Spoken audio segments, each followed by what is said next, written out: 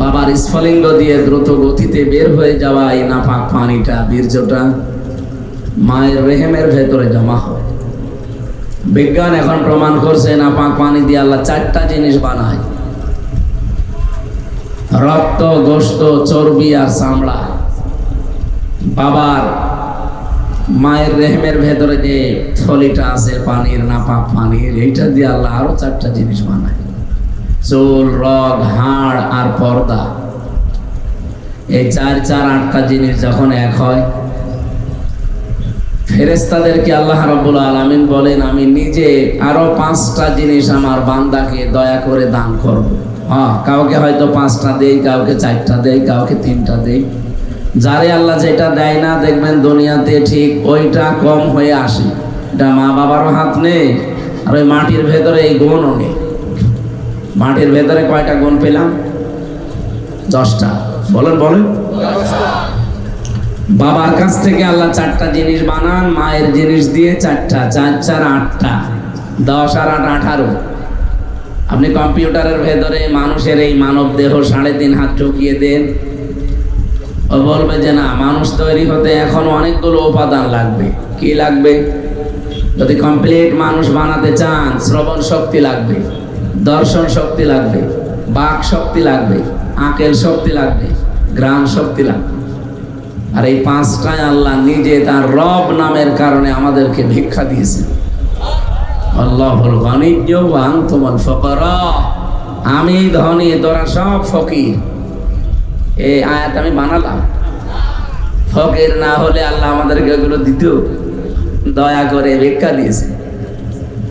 আল্লাহ রাব্বুল আলামিন সূরা নাহলের ভেতরে জানিয়েছেন, 14 নম্বর পারা, 14 নম্বর পৃষ্ঠার 14 নম্বর লাইনের 78 নম্বর আয়াতের মাঝের অংশে আছে, ওয়াজাআলা লাকুমুস সামআ ওয়াল আবসারা ওয়াল আফইদা ইলা আখির আয়াত। আল্লাহ পাক বলেন, আমি আল্লাহ নিজে শ্রবণ শক্তি, দর্শন শক্তি, বাক শক্তি, আকেল শক্তি, ঘ্রাণ শক্তি, এই 5টা জিনিস যাকে দিয়েছি, আর ওই যে 18টা, সব মিলে 23টা, সে পরিপূর্ণ মানুষ হয়ে দুনিয়ায় আসতে পারে।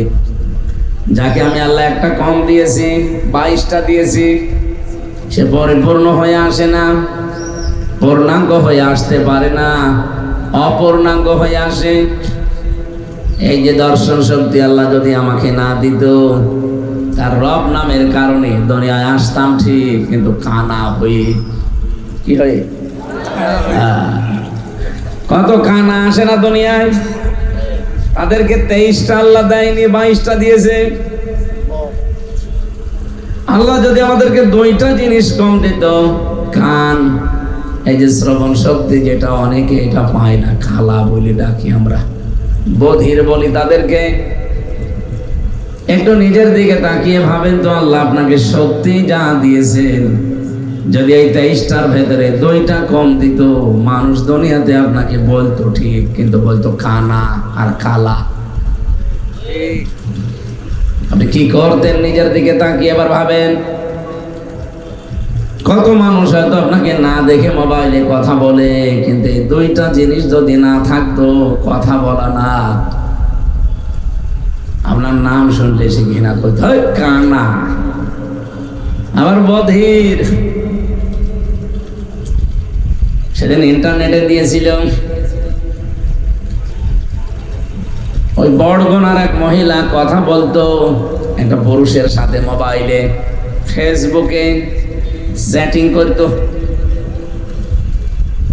কিন্তু দেখে নাই কোনোদিন তার চেহারা। সেই লোক খুব চালাক, ওর হাত নেই, পা নেই, প্রতিবন্ধী, চোখ টেরা, কিন্তু এমন কায়দায় ছবি এডিটিং করে প্রোফাইলে দিয়েছে, বোঝার কোনো কায়দা নেই, দেখলে মনে হবে রাজপুত্র। ও মহিলার সাথে প্রায় 2 বছর লাইন চলছে। ও মনে করছে জিনিস মনে হয় 1 নাম্বার, চলে এসেছে। চলে আসার পরে যে চেহারা দেখেছে, দেখে একটা হাত নেই, পা নেই, আবার এতদিন মিথ্যা কথা বলেছে যে আমি একটা চাকরি করি। ও মনে করছে যে বিশাল জিনিস হবে। ওই মহিলাও 2 নাম্বার, কারণ ওরও 2টা ছেলে মেয়ে আছে। ওই এসে দেখছে এই অবস্থা, চাকরি করে ঠিক, কিন্তু একজনের জমিতে পানি টেনে দেয় এই চাকরি। এখন মহিলা বিয়ে করতে আর রাজি না। এই লোকের যে ভাই আছে সে বলছে, না তুমি কেন আসলে? বলছো তো আমাকে মিথ্যা কথা বলেছে যে নাকি খুব সুদর্শন, বলবে তো যে আমি প্রতিবন্ধী, আবার প্রোফাইলে ছবি দিয়েছে সেই রকম ছবি আমি দেখে চলে এসেছি। আর সাতক্ষীরাবাসী শুধু হাসির জন্য বলি নাই, নিজের দিকে তাকিয়ে বলেন, আপনাকে যদি আল্লাহ এরকম প্রতিবন্ধী করে দিত হয়তো না। এক কথা বলেন না কেন? আপনি কিসের মাস্তানি করেন, কিসের অহংকার আপনার বলেন তো? কুমিল্লাতে একবার খাবার খাচ্ছিলাম এক মাহফিলে, হঠাৎ বিদ্যুৎ চলে গেল। পাশে আমার এক অন্ধ বসেছিল খাবার খেতে। আমার যারা চোখওয়ালা মানুষ তারা চিল্লা পাল্লা করছে, ওই তাড়াতাড়ি কারেন্টের ব্যবস্থা করেন, জেনারেটর লাগান। হঠাৎ অন্ধ আমার হাত চেপে ধরে বলছে, হুজুর মাত্র 2 মিনিট কারেন্ট চলে গেছে আর আপনি চিল্লাচ্ছেন। অথচ আজ 42 বছর আমার জীবনে কোনো কারেন্ট নেই। আমি কিন্তু জন্মের পরে দেখতে পেতাম টাইফয়েড হওয়ার কারণে আমার এই অবস্থা হয়েছে। আজ 42 বছর, কি আলো কি অন্ধকার আমি জানি না। আপনাকে একটা তথ্য জানাই, এ পৃথিবীতে যাদের চোখ আছে অন্তত তারা দিনের বেলা তো দেখে, রাতের বেলা ঘুমিয়ে থাকলেও স্বপ্নে দেখে। কিন্তু আমরা যারা অন্ধ আমরা তো দেখতে পাই না, রাতে স্বপ্নেও দেখি না, শুধু আওয়াজ শুনি। আমার ওই দিনই মনে হচ্ছিল, আল্লাহ কিছু যদি দুনিয়ায় না দেয় অন্তত চোখ দিয়েছে, কিয়ামত পর্যন্ত সেজদায় থাকা দরকার। আল্লাহ পাক যদি সত্যি ওই 5টা জিনিস আমাকে ভিক্ষা না দিত, দয়া করে আমার মা বাবা যতই ধনী মানুষ হোক, আকিস গ্রুপের মালিক যদি হয়, আমিও তার বাড়িতে যদি জন্ম নিতাম, আমারে কেউ তাকাইতো না। কথা বলে না কেন? আর এখানে দাওয়াত দেওয়া দূরের কথা, কুষ্টিয়া থেকে পর্যন্ত মোবাইলে করতো না, যে ওর কি দেখবো নিয়ে এসে, ওর চোখ নেই কান নেই কথা বলতে পারে না। বিজ্ঞান এখন প্রমাণ করছে মানুষকে যে আল্লাহ যে বাক শক্তি দিয়েছেন। আল্লাহ রাব্বুল আলামিনের নবী বলেন, মানুষের এই কণ্ঠনালীর ভেতরে 27টা স্তর আছে, প্রতিটি স্তরে একজন করে ফেরেশতা বসে আছে। আমি যখন একটা কথা বলার নিয়ত করি, এখান থেকে এখানে, এখান থেকে ওখানে, ওখান থেকে এখানে এভাবে দেওয়া লাগবে, 27 জন এভাবে বসে আছে স্তরে স্তরে। কথাটা বের করার জন্য 26 নাম্বার জায়গা পর্যন্ত ঠিক থাকে, তো 27 নাম্বারে যখন বের হবে তখন আওয়াজটা যাকে আল্লাহ যে আওয়াজ দিয়ে বানিয়েছে ওই আওয়াজে তার কথাটা বের করে দেয়। একটা বারের জন্য ভাবেন তো, আমাদের দুনিয়ায় যারা আছি সবার কণ্ঠের আওয়াজ যদি একরকম হতো, এ পৃথিবীতে চলাফেরা করা বড় কঠিন হয়ে যেত।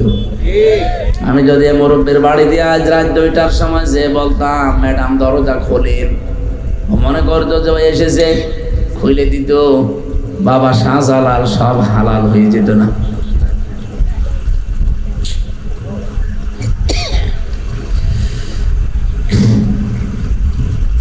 আল্লাহ রাব্বুল আলামিন বলেন, ওয়াস-সামাই ওয়াত-তারিকি ওয়া মা আদরাকা মাত-তারিকুন নাজমুস-সাকিব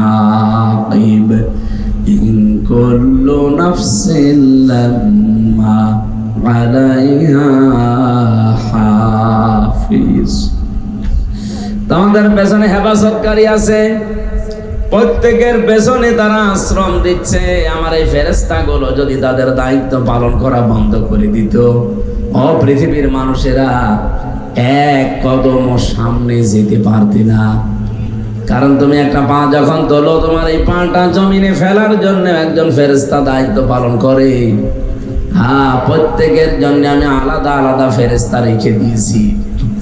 যখন তোমার মরণের সময় আসবে, দুনিয়ার হায়াত শেষ হয়ে যাবে, প্রতিটি ফেরেশতা এসে তোমার কাছে শেষ বিদায় নিয়ে যাবে। পা চিনি ফেলেন কদমের জন্য যে ফেরেশতা নিয়ে যেত, ফেরেশতা এসে বলবে আল্লাহর বান্দা তামাম পৃথিবী ঘুরলাম, তোমার এই পা যে জমিনে পড়বে ওইরকম জায়গা আর পেলাম না, আজকে আমি বিদায় নিয়ে চলে যাচ্ছি, তুমি থাকো। চোখে দেখে যে ফেরেশতা আসবে, এসে বলবে আল্লাহর বান্দা তামাম দুনিয়া ঘুরলাম কিন্তু একটা জায়গা পাইনি যে যেখানে চোখ দিয়ে তাকানো যায়, আমার চোখের দেখার শক্তি আল্লাহ কেড়ে নিয়েছে, আমি বিদায় নিলাম, হিসাবটা ঠিক করে নাও। প্রতিটি ফেরেশতা এই কথা বলে যে হিসাব ঠিক করে যাও, এমন কঠিন জায়গায় তোমাকে কিছুক্ষণ পরে রাখা হচ্ছে, এই পৃথিবীর কোনো কিছুর সাথে তার হিসাব মিলবে না। এখানে আমরা অন্তত যারা আছি কিয়ামত পর্যন্ত যারা আসবো প্রত্যেকের হায়াত কিন্তু নির্ধারিত। আপনি কি মনে করেন আদম নবীর পরে যে মানুষগুলো দুনিয়া এসেছিল তারা হয়তো বেশি হায়াত পেত? কত 1000 বছর 1200 বছর তারা বাঁচত, তারা বিদায় নিয়েছে, তারা এখন কবরে আছে। আমরাও একটা কবরে ছিলাম, এখন সামনে আর এক কবরে যাব। আমরা যে কবরে ছিলাম তার নাম আলমে আরওয়া, রুহের জগৎ। ওই জগতে একদিনে সবাই আমরা এসেছিলাম আদম নবীর পিঠ থেকে। আল্লাহ পাক বলেন প্রত্যেককে আমি আদম নবীর পৃষ্ঠদেশ থেকে বের করেছিলাম একই টাইমে, আর সবার কাছ থেকে স্বীকৃতি নিয়েছিলাম একই সময়ে। তাহলে এখান থেকে বোঝা যায় আদম নবী থেকে কিয়ামত পর্যন্ত আমরা যারা দুনিয়ায় আসতেছি সিরিয়ালে হায়াত সবারই এক। কথা বুঝতেছে না? এখনো ক্লিয়ার হয়নি। সবার হায়াত এক, কিন্তু সময়টা আলাদা। আমি ওয়ারাইহিম বারযাখুন ইলা ইয়াউমি ইউবাসুন, তোমাদের এর পরে যে জগতে রাখা হবে সেটা হচ্ছে বারজাখের জগৎ, পর্দার আড়ালে সেই জগৎ, তার নাম আমরা বাংলায় বলি কবর। কি বলি?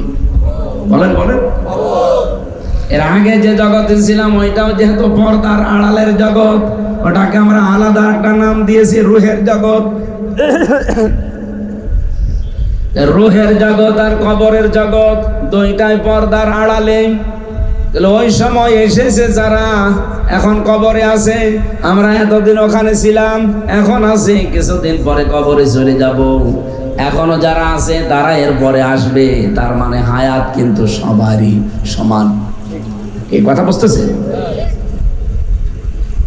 এই হায়াতের ফেরেশতা এসে বলবে তামাম দুনিয়া খুঁজে দেখলাম, তোমার জন্য যতটুকু বরাদ্দ ছিল 50 বছর 60 বছর, আমি আর একটা সেকেন্ডও তোমার পেছনে শ্রম দিতে পারি না, আমার সময় শেষ, চলে গেলাম। নিজের এই জীবন সম্পর্কে সচেতন থাকবা।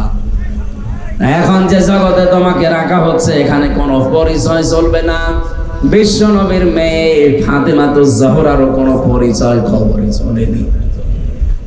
আমি যে সাহাবীর হাদিস পড়ছিলাম, হযরতে আবু যর রাদিয়াল্লাহু তাআলা আনহু, তিনি বলেন আমি কবর খুঁড়তে গিয়ে জিজ্ঞাসা করেছিলাম কবরের মাটি, আমি নবীর মুখে শুনেছি নাকি তোমার ভেতরে সাপ বিচ্ছু আসে, যাই আসুক না কেন সাবধান, এখন যাকে রাখবো তিনি কিন্তু বিশ্ব নবীর মেয়ে। কবরের কোনো আওয়াজ নেই। চিন্তা করলেন নবীর কথা তো মিথ্যা না, এ কোনো আওয়াজ দেয় না কেন? ডাক দিয়ে বলে কবরের মাটি, বিভিন্ন আযাব গজবের কথা আমি শুনেছি নবীর মুখে, আমি বিশ্বাস করি এগুলো ঠিক, কিন্তু এখন যাকে রাখতে যাচ্ছি উনি কিন্তু হাসান হুসাইনের মা, উনি হযরতে আলীর স্ত্রী, জান্নাতে যত মহিলা যাবে তাদের নেত্রী, সাবধান কোনো বিয়াদবি করবা না। হযরতে আবু যর বলেন এতক্ষণ কোনো আওয়াজ দেয়নি, আমার বক্তব্য শেষ হলেই দেখি খবর থেকে মানুষের মতো আওয়াজ আসতেছে। ডাক দিয়ে বলে আবু যর নিজে শোনো, পৃথিবীর মানুষকে শুনিয়ে দিও, আমি কিন্তু 3.5 হাত জায়গা, পৃথিবীর কোনো পরিচয় আমার কাছে নেই, তুমি এতক্ষণ যাদের কথা বললে সব আমি শুনতে পেয়েছি। তুমি কিসের ফাতেমার নাম বললে? জান্নাতের নেত্রীকে আমি চিনি না, হাসান হুসাইনের মা চিনি না, হযরতে আলীর স্ত্রী তাও চিনি না, এমনকি বিশ্ব নবী মুহাম্মদ রাসূলুল্লাহর কলিজার টুকরা মেয়ে আমি চিনি না। আমি চিনি তার কাজ। যদি সত্যি কাজ কারবার ভালো পায়, তার হায়াতের জিন্দেগি যদি পবিত্র থাকে, ইল্লা মান আতাল্লাহা বিকলবিন সালিম। রব্বুল আলামিন বলেন, আমার কাছে একটাই পরিচয় শুধু কাজে লাগবে, যার অন্তরটা পরিষ্কার থাকবে। এ পরিচয় ছাড়া কোনো কিছুতে আমার কাছে কোনো পরিচয় খাটবে না, চলে যাও। হযরতে আবু যর বলেন, একটা আওয়াজ শোনার পর থেকে আমি এই যে চিৎকার করে বের হয়ে গেলাম, জীবনে কোনোদিন আর সংসার করার সাহস আমার মনে আসে না। সাতক্ষীরাবাসী যে যাই করেন না কেন, এরকম একটা জগৎ সামনে আমাদের নেই। আরো জোরে বলেন, বিশাল একটা ভয়ঙ্কর জগৎ আমাদের সামনে আসতেছে। দুনিয়ার এই হিসাবেও যারা দায়িত্বে ছিল, এগুলো যদি একটা একটা করে দায়িত্ব পালন করা বন্ধ করে দিত, দুনিয়াতেও কত অপমান অপদস্থ হওয়া লাগতো। আপনি নিজের চোখের দিকে, কানের দিকে, এই বাক শক্তির দিকে তাকান। আমার চেহারা যতই ভালো হোক, লেখাপড়া আমি যতই আন্দাজে করি, যদি কথা বলতে হঠাৎ আল্লাহ বন্ধ করে দেয়, বিজ্ঞান এখন দেখাচ্ছে যে 27টা স্তরের একটা স্তর যদি অকেজ হয়ে যায়, দুর্বল হয়ে যায়, আপনি যতই জোরে জোরে কিছু করেন কথা বলতে পারবেন না, শুধু গা গো শব্দ হবে। কি দয়া করেছে আমি এই জায়গাগুলোতে যখন কম্পিউটারের সামনে বসি, আগে সেজদা দিয়ে নিই যে আল্লাহ, কত মানুষকে তুমি এই কথা বলার যোগ্যতা কেড়ে নিয়েছো। এই যে কাজী নজরুল ইসলাম 43 বছর জীবনে কথা বলতে পারে নাই, বোবা ছিল।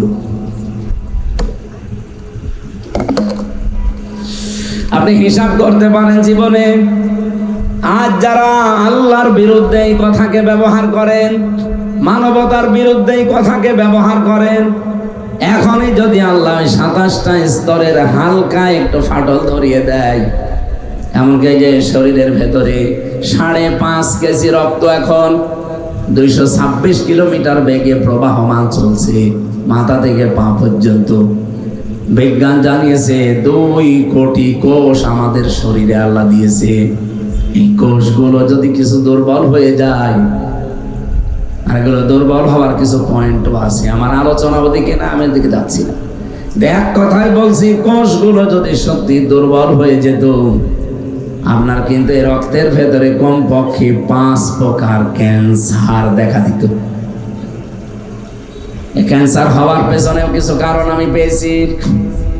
তামিলনাড়ুতে ছিলাম, সিলেটের এক ভাইকে পেয়েছিলাম, উনি প্রায় 12 মাস সেখানে আছে। যেদিন আমরা চলে আসবো, ওই দিন শুনলাম ওনার রিপোর্ট দিয়েছে যে শরীরের ভেতরে যে 5 প্রকার ক্যান্সার হয়, তার ভেতরে 1 প্রকার ধরা পড়েছে। ওনারে বললাম, আপনার কত টাকা খরচ হলো? বলছে 1,13,00,000। 1,13,00,000 টাকা অলরেডি 12 মাসে চলে গেছে। আজকে ডাক্তার রিপোর্ট দিয়েছে আমি নাকি আর বাঁচবো না, কারণ রক্তের যে কোষগুলো, ওই কোষগুলো এখন আর কাজ করছে না। আমি খ্রিস্টান ডাক্তারের সাথে কথা বলেছিলাম ইংরেজিতে, জিজ্ঞাসা করেছিলাম তাকে যে হ্যালো ডক্টর, এই যে রোগগুলো হওয়ার কারণ কি? রক্তের ভেতরে যে 5 প্রকার ক্যান্সার, এর 1 প্রকার ধরা পড়েছে, এটার কারণ কি? খ্রিস্টান ডাক্তার আমাকে মেডিকেল রিপোর্ট দিয়ে জানাচ্ছিলেন যে পৃথিবীতে মানুষের এই শরীরে কোটি কোটি লোমকূপ আছে। দেখতে পাচ্ছেন? এই যে এটা লোম বলে না, পশম, এই ভালো ভাষায় বললে লোম বলে। এই লোমগুলোর ভেতর দিয়ে অন্ধকার আর আলো প্রবেশ করে শরীরে। আপনার শরীরের ভেতরে এই জন্য আল্লাহ 12 ঘন্টা আলো প্রবেশ করার ব্যবস্থা করে দিন দিয়েছেন, আর 12 ঘন্টা এরকম অন্ধকার করে দিয়েছেন যেন অন্ধকার প্রবেশ করে। এই ক্যান্সার থেকে বাঁচার জন্য এটা ভূমিকা পালন করে। এই লোকটা সারাটা জীবনই বেশিরভাগ আলোয় কাটিয়েছে, অন্ধকার ওর শরীরের ভেতরে প্রবেশ করা দরকার, সে ব্যবস্থা ওর ছিল না। ও দিনের আলোতে থাকতো 12.5 ঘন্টা, রাতের বেলায় ওই মোবাইলের আলো, কম্পিউটার আলো, টিভির আলো অথবা আলো জ্বালিয়ে ঘুমাতো। এই জন্য নবীর হাদিস হচ্ছে যখন ঘুমাতে যাবেন অন্ধকার করে ঘুমাবেন। ১৫০০ বছর আগে এই কথা বিশ্ব নবী জানিয়েছেন। আর বিজ্ঞান এখন প্রমাণ করে বলছে যে ঘুমানোর সময় বাতি আলো লিভিয়ে ঘুমাবেন। অন্ধকার আপনার শরীরের ভেতরে প্রবেশ করবে, ক্যান্সার থেকে আল্লাহ আপনাকে বাঁচিয়ে দেবে। এ মাথার ভেতরে একটা জিনিস আছে, পেছন দিয়ে বের হয়। এটা যত বেশি বের হবে, এটা অন্ধকার না হলে বের হয় না। আমি তো আর আপনাকে বিজ্ঞান বোঝাই না, আমি কোরআন বোঝাচ্ছি। এটা একটা পয়েন্ট এসেছে, এই জন্য এতটুকু বললাম। আল্লাহ রাব্বুল আলামিন সত্যি আমাদেরকে যা দিয়েছেন, উনি যদি একটু এলোমেলো করে দেয়, আমি হামজা আর হামজা থাকবো না। আমার এখনই মানুষ বলবে বোবা। কি বলবে? এই জন্য পুরা কোরআন শরীফে আপনি দেখবেন মানুষ এটা আলোচ্য বিষয় কোরআনের।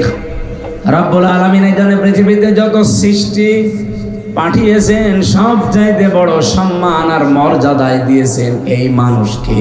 ওয়ালাকাদ কাররামনা বানি আদম, অবশ্য আমি বনি আদমকে সম্মান দিয়েছি। আমি যে খুতবা পড়েছিলাম প্রথমে, হয়তো এখানে আলেম ছাড়া অনেকে বোঝেন না, আমি আরবিতে বলেছিলাম। ওর বাংলা ছিল কি? আল্লাযী খালাকানা লিল ইবাদাতি ওয়াল জান, যিনি আমাদেরকে বানিয়েছেন তার ইবাদতের জন্য, আর জিনদেরকেও তিনি বানিয়েছেন। ওয়া খাসসানা বিত্তাকরিমি বাইনাল হায়াওয়ান, তিনি সম্মান দিয়েছেন আর খাস ভাবে, স্পেশাল ভাবে আমাদের সম্মান দিয়েছেন। তামাম পৃথিবীর যত হায়াওয়ান, যত সৃষ্টি আছে, সব সৃষ্টির উপরে সম্মান বেশি কার? বলেন বলেন। এই মানুষদের ভেতরেও আবার আল্লাহর কাছে দামি তারা, যারা ঈমান এনেছে আল্লাহর প্রতি, আর ঈমান আনার পরে যারা আমলে সালেহ নেক কাজ করেছে। ইন্নাল্লাযীনা আমানু ওয়া আমিলুস সালিহাতি উলাইকা হুম খায়রুল বারিয়া, নিশ্চয় যারা ঈমান আনে আর আমলে সালেহ করে। ও সাতক্ষীরাবাসী, এ জেলায় আসলে আয়াতটার ব্যাখ্যা বেশি করা দরকার। ভালো করে শোনেন, আমি এমনি বলি নাই। যারা ঈমান আনার পরে আমলে সালেহ করে, কি এটা কি? আমরা অনেকেই মনে করে আমলে সালেহ মানে নেক কাজ। না, শুধু নেক কাজের নাম আমলে সালেহ না। যারা গবেষক আছে, আলেম, চিন্তাশীল যারা, তাদেরকে বলছি আপনি চিন্তা ভাবনা করে পড়বেন। সালেহ মানে যোগ্য। সালেহ মানে বলেন বলেন। আপনাকে যোগ্য হওয়া লাগবে ঈমান আনার পর। আজ এই দেশে ইসলাম এই 54 বছরে কায়েম হয়নি, তার একটাই কারণ, আমরা যোগ্য না। যদি আমরা সত্যি যে যে জায়গায় আছি ওখানে যোগ্যতা অর্জন করতে পারতাম, মাস্ট বি আল্লাহ তার ওয়াদা ঠিক রাখতো। ওয়া'দাল্লাহুল্লাযীনা আমানু মিনকুম ওয়া আমিলুস সালিহাত লা ইস্তাখলিফান্নাহুম ফিল আরদি কামাস্তাখলাফাল্লাযীনা মিন ক্বাবলিহিম। সূরা নূর 18 নম্বর পারার 16 নম্বর পৃষ্ঠার 3 নম্বর লাইনের 55 নম্বর আয়াতের প্রথম অংশে আছে। আল্লাহ বলেন, আমার ওয়াদা তোমাদের ভেতরে যারা ঈমান আনবে আর আমলে সালেহ করবে, তাদেরকে আমি জমিনের শাসন ক্ষমতা দিয়ে দেব। বলেন সুবহানাল্লাহ। আল্লাহ এতটুকু বলে শেষ করে দেননি। কামাস্তাখলাফাল্লাযীনা মিন ক্বাবলিহিম, লামে তাকিদ নুনে সাকিলা, শুধু তোমাদেরকে না, এর পূর্বে পৃথিবীতে যারা ঈমান আনার পরে আমলে সালেহ করেছে তাদেরকে আমি জমিনের শাসন ক্ষমতা দিয়েছিলাম। এ ঘোষণা কার? বলেন বলেন। 54 বছরে আমরা 92% মুসলমান এই দেশে। আল্লাহ আমাদেরকে দেয় না কেন? আল্লাহর ওয়াদা মিথ্যা নাকি? আরো জোরে বলেন। কোরআনে কারিমের একটা আয়াত পরিচিত, আমি পড়ছি। আমি আলেমদেরকে বলছি, এখানে আলেম নেই, এই যে আমি আপনাকে বলবো এবার। ওয়ালা তাহিনু ওয়ালা তাহজানু ওয়া আনতুমুল আ'লাউনা ইন কুনতুম মুমিনিন। সূরা আলে ইমরানের 139 নম্বর আয়াত। বহুবার জীবনে পড়েছি, কিন্তু আমার মনে হয় এখন বাংলাদেশের সাথে এখন 100 ভাগে একটা মিলবে। এদিকে তাকান, খুব জরুরি এটা। আল্লাহ বলেন ওয়ালা তাহিনু, তাহিনু মানে মন ভেঙো না, হীন বল হয়েও না, মনক্ষুণ্ণ হবা না, দুর্বল হয়ে যাবা না। ওয়ালা তাহজানু, চিন্তাও করবা না। ওয়া আনতুমুল আ'লাউনা, শব্দটা ছিল ওয়া আনতুম আল আনা আল আ'লাউনা। আমার প্রশ্ন এখানে আল্লাহ আনতুমুল আ'লাউনা দেওয়ার আগে এই যে আ'লাউনা এর আগে আলিফ লাম দিলেন কেন? এখানে গল্প করছে কে? পরে ভাই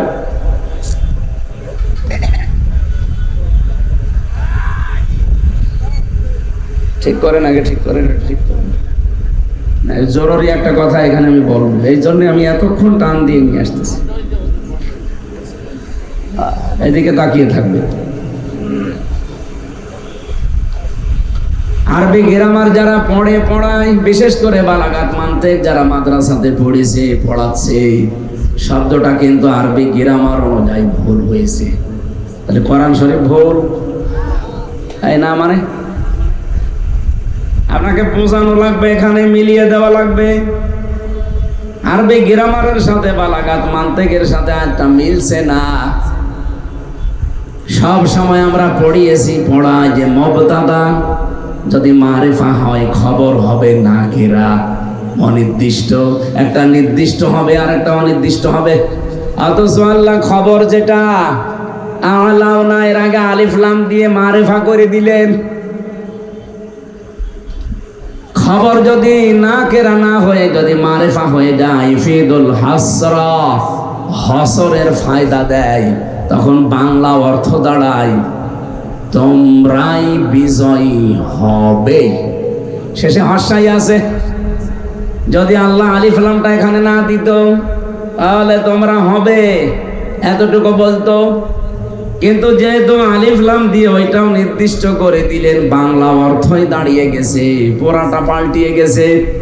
তোমরাই বিজয়ী হবে, গ্যারান্টি দিয়েছে কে? বলেন বলেন। এই জন্য আমরা কোনো চিন্তা করি না দেশের অবস্থা না পৃথিবীর অবস্থা পাল্টিয়ে যাক, আমাদের কোনো হীনমন্যতা নেই। আমরা দুর্বল হই না, কারণ আমরা বাঁচলেও যা, মরলেও তা। এই কথা বলেন না কেন? যেদিন পড়েছি, যেদিন পড়িয়েছি, কুল ইন্না সলাতি ওয়া নুসুকি ওয়া মাহইয়ায়া ওয়া মামাতি লিল্লাহি রাব্বিল আলামিন। হে নবী, আপনি বলেন আমার জীবন, আমার মরণ, আমার নামাজ, আমার কুরবানি সব আমি আল্লাহকে দিয়ে দিয়েছি। আমি যে বেঁচে আছি আমার আল্লাহর জন্য, মরে গেলেও আল্লাহর জন্য। কিন্তু আপনারটা না। দুনিয়াদার যারা, তারা দুনিয়ার জন্যই বেঁচে থাকে। ওদের যা কাজকার কুল হাল নুনাব্বিউকুম না উনাব্বিউকুম, কুল হাল নুনাব্বিউকুম, কুল হাল নুনাব্বিউকুম বিল আকসারিনা আমালা। সূরা কাহফের ভেতরে আছে 103 নম্বর আয়াত।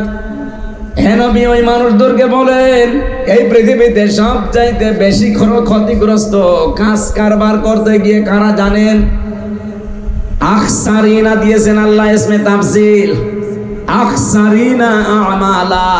আমি কি তোমাদেরকে এই কথা বলবো যে পৃথিবীতে কাজ সবাই করে, কিন্তু ক্ষতিগ্রস্ত কারা? আল্লাযীনা দাল্লা সা'য়ুহুম ফিল হায়াতিদ দুনিয়া ওয়া ইয়াহসাবুনা আন্নাহুম ইউহসিনুনা সুনআ। যে মানুষগুলো দুনিয়াতে সব সময় শুধু টিকে থাকার জন্য কাজ করে, আর ওরা মনে করে আমরা ভালো পথে আছি। আরে ভাই, 15.5 বছরে দেশ উন্নত হয়েছে, এটা আমিও দেখেছি। কিন্তু শুধু দুনিয়ার টার্গেট নিয়ে চললে হবে না, আপনাকে টার্গেট নেওয়া লাগবে দুনিয়া থেকে। আর দুনিয়া মাজরাতুল আখিরা, এটা হচ্ছে দুনিয়া আখিরাতের ক্ষেত। আমি যদি এখানে বেঁচে থাকি আমার ক্ষেত এখান থেকে আমি পাঠাবো, আমি বেঁচে থাকলাম আমার আখেরাতের কোনো পুঁজি নেই, আমি বেঁচে থাকি আর কুকুর আর আমি সমান। কারণ ওর জীবনের কোনো উদ্দেশ্য নেই, আমারও নেই, তা আমি 100 বছর না 1000 বছর হায়াত প্রেম করবো কি? আজকে পালিয়ে যাওয়া একজন ব্যক্তির অডিও কল শুনছিলাম, আমি ওনার নাম নিতেও ঘৃণা করি, আমার ঘৃণা লাগে। ও নাম বলার দরকার নেই, নাম বললে এখন উঁচু করা লাগবে।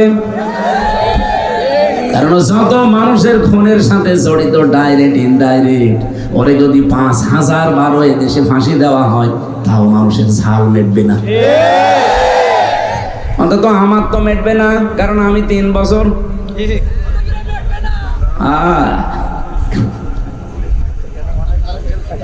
উনি আজকে নিজেই বলছিল এই কথা যে আল্লাহ আমাকে বাঁচিয়ে রেখেছে সামনে কিছু মানুষকে শাস্তি দেওয়ার জন্য। লজ্জা আছে মজা? এত অপমান হওয়ার পরও যদি এই কথা বলে আল্লাহ নাকি ওরে বাঁচিয়ে রেখেছে, পালিয়ে গেলেন কেন? আল্লাহ আপনাকে বাঁচিয়ে দিয়েছে, আপনি আর 5 মিনিট থাকতেন হত্যা হয়ে যেত। এক কথা বলছে না কেন? শুধু 5 মিনিটও না, যেটাই যাচ্ছিল এটার দরজা যদি হালকা খুলে যেত। আমি সেদিন ওই যে মৌলভী বাজারে যাচ্ছিলাম, হঠাৎ পাইলট আমারে বলছে হুজুর এই হেলিকপ্টারের এই হুকটা যেন চাপ দেবেন না, তাহলে খুলে গেলে পুড়ে যাবেন। মনে মনে ভাবলাম আল্লাহ, যে 2 বন চলে যাচ্ছিল যদি একটু হুকটা খুলে যেত, আর যদি আমার সামনে পড়তো মন মতো আল্লাহর নামে পিটাতাম।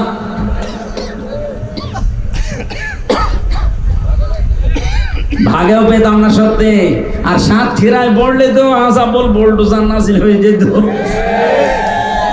কারণ এই জেলার একেবারে শেষ করে দিয়েছে।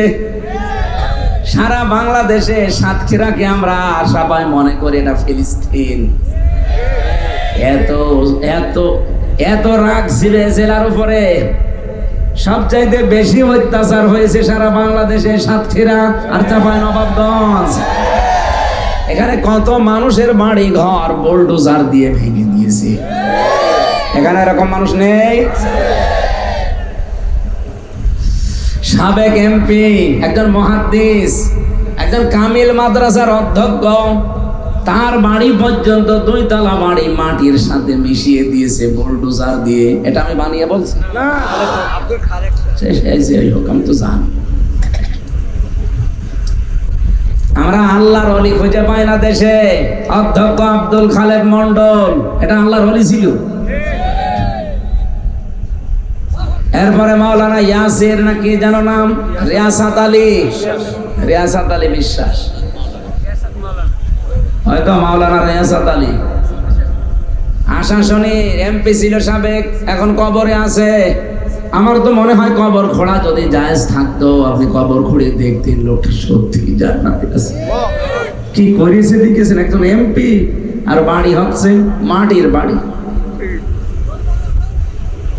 আর কত মানুষ এই সাতক্ষীরা এমপি হতে না, এমপির শুধু পেছনে থাকে, তার বাড়ি 3 তলা, তাও তো সে ভোটের এমপি না, অবৈধ এমপি। অবৈধ এমপির অবৈধ পিএস, তারই যদি 3 তলা বাড়ি হয়। মাওলানা রিয়াসাত আলীর তো 50 তলা হওয়ার দরকার ছিল।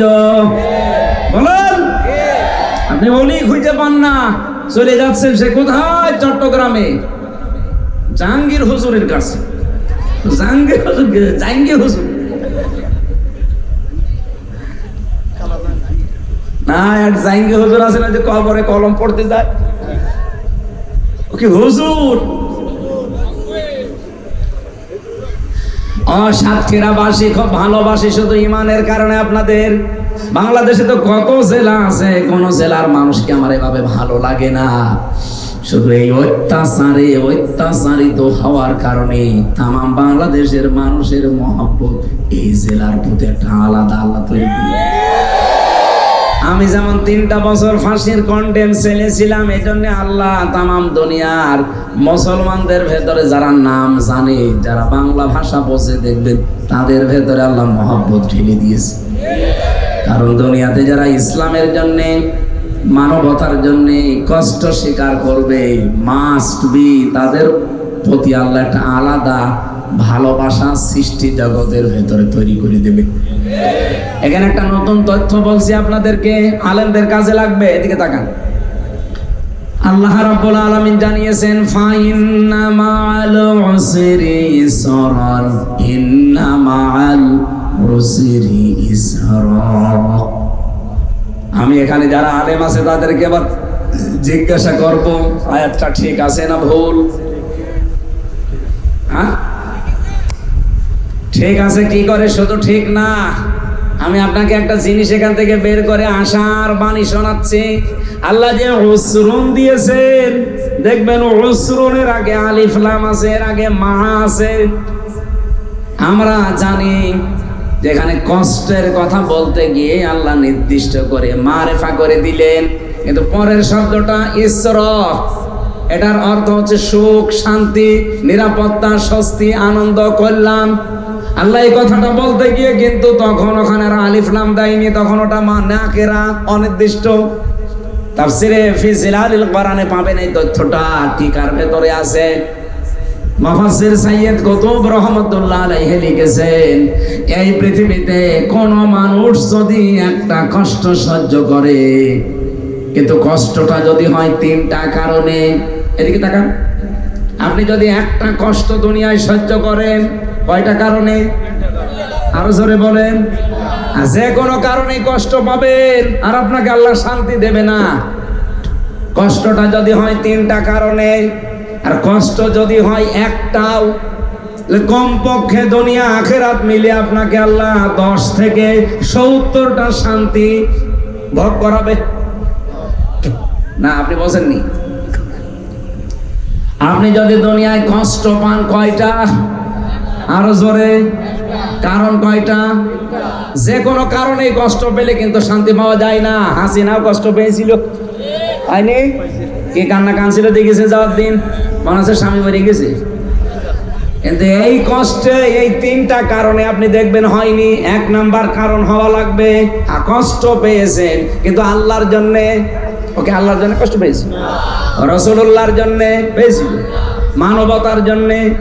আরো মানবতাকে ধ্বংস করিস, কথা বলে না কেন? তিনটা কারণের একটাও পেলাম না। হ্যাঁ, পৃথিবীতে কেউ যদি আল্লাহর জন্য কষ্ট পায় একটা, রাসূলুল্লাহর জন্য কষ্ট পায় একটা, মানবতার জন্য কষ্ট পায় একটা।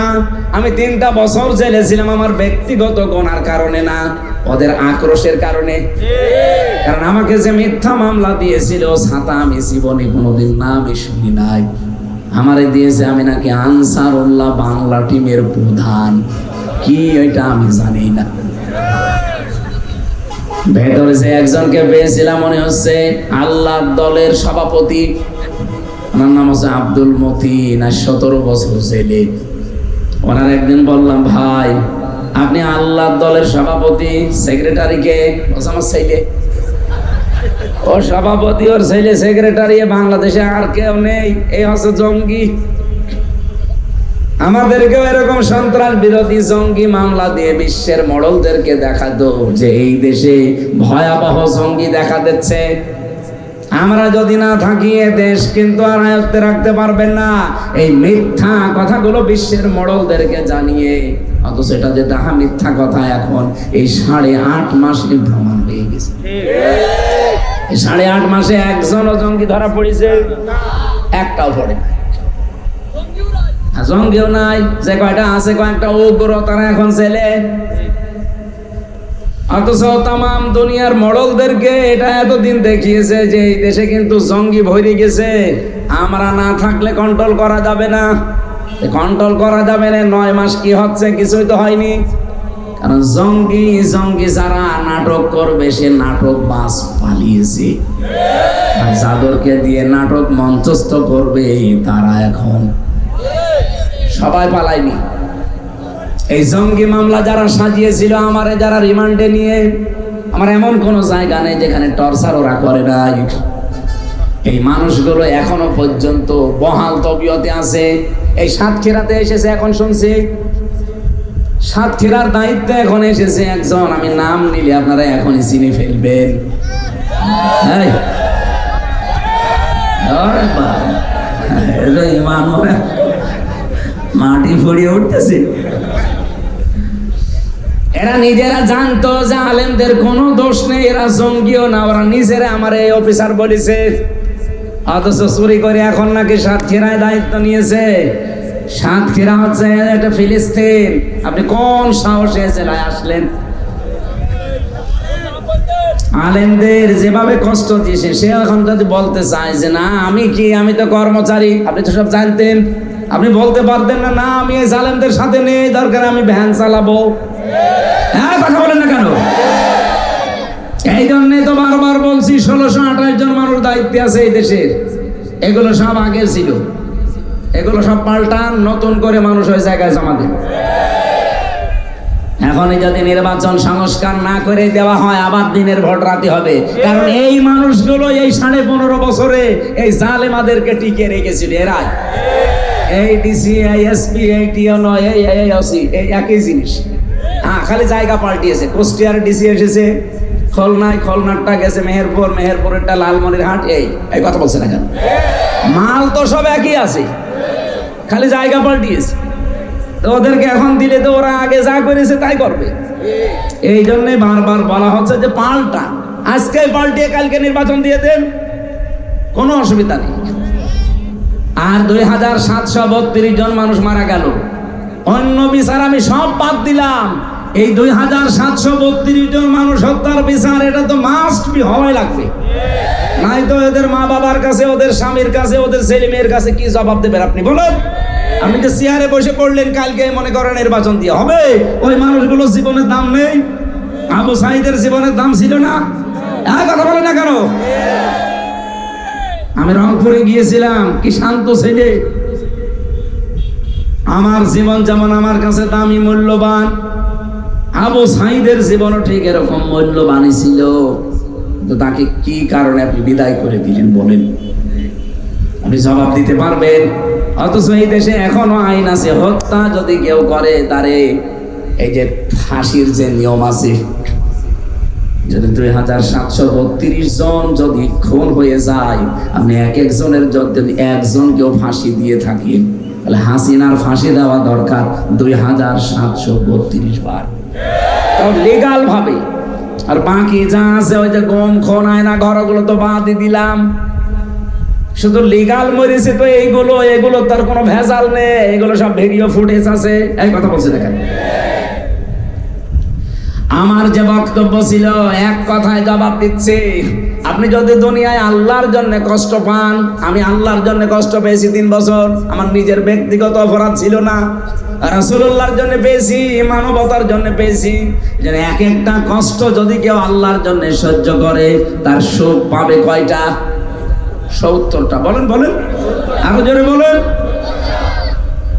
সিস্টেম অপর পৃষ্ঠায় দেখুন, পৃথিবীতে কেউ যদি একটা আনন্দ ভোগ করে, সুখ ভোগ করে, আর ওই সুখটা যদি হয় অবৈধ সুখ, তাহলে কমপক্ষে তাকে 70টা অপমান, অপদস্থ হওয়া লাগবে। আপনি খালি সুখেরটা নেবেন, দুঃখেরটা নেবেন না।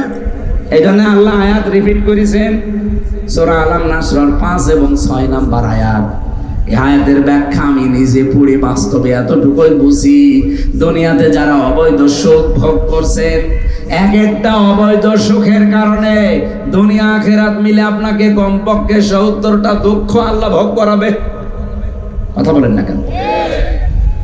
এই 15.5 বছরে হাসিনা যদি 50টা সুখ ভোগ করে, হাসিনার সাথে যত লেসপেন্সার ছিল সবাই যদি সুখ পায়, এই সাতক্ষীরা সদরে যে দায়িত্বে ছিল বিনা ভোটের এমপি, সে সুখ পায়নি কয়টা? মনে করেন 20টা সুখ পেয়েছে না পায়নি? কত আনন্দ পেয়েছে বাবা শাহজালাল, মনে হচ্ছিল সব হালাল হয়ে গেছে। কত জায়গায় এই বিনা ভোটের এমপি কত মানুষের কাছে টাকা পয়সা নিয়ে নিয়ে চাকরি দেওয়ার নামে, চাকরি দিয়েছে, টাকা নিয়েছে। ও যদি এমপি না হতো ওরে কেউ টাকা দিত? এই কথা বলে না কেন? কত জায়গা, জমি, ঘর, বাড়ি সব দখল করে নিজের নামে নিয়ে নিয়েছে। কত কিছু আল্লাহর রাস্তায় সব কিছু করলেন, আমি মানলাম আপনি করেছেন, এবার বলেন, আপনি যে সুখটা পেলেন এটা কি বৈধ সুখ না অবৈধ?